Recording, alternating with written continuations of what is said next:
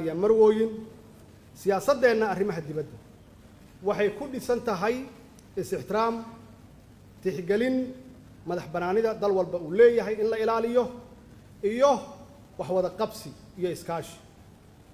waxaad la socotaan in Soomaaliya ay door weyn ka ciyaartay ama door weyn ka qaadatay iskaashiga dhaqaale kan ka hana qaadaya insha Allah haduu Ilaahay yiraahdo geeska Afrika waxa guulin oo ah inaynu bilihii la soo dhaafay aynu dadaal ku bixinay ka qayb qaadashada sidii loo dhameystiri lahaa isfaham darrada ka dhex jirta dalalka gobolka geeska Afrika ka dhaxeeya waxaan soo xirnay albaabkii u dambeeyay ee isfaham la'aanta dalalka gobolka geeska Afrika waxaan u gudbaynaa marxalad khilaaf la'aan ah aan aadeyno iskaashi iyo wax wada qabsi gobolka geeska Afrika waxa soo noqday sumcaddii iyo sharafkii ay Soomaaliya ku lahayd caalamka waliba meesha aan rabnay ma soo gaarin waxaan jecelnahay inaan idinla wadaagno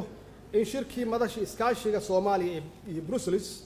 EU-da European Union ay ka soo baxeen natiijooyin kaabaya shirkii golaha amniga ee horaantii bisha June ka dhacay magaalada Baydhabo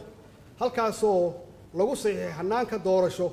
iyo kheyraad wadaag ee dalka shirkaasi oo isugu yimaadeen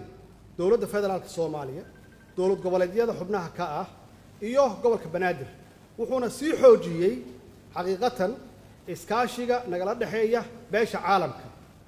shirka Brussels ka dhacay waxay beesha caalamka ku amaaneen intii timidba ku amaaneen horumarka ay dawladdan tiigsanayso maalinta ka dambaysa ayna cadeeyeen taageerada buuxda ee u hayaan dawladdan macnaheedu waxay tahay inaan ku soconno wada sax ah inaan ku soconno ciddii wax nagu kordhinaysana inaan laba talaab hor u sii qaadana waa soo dhaweynayna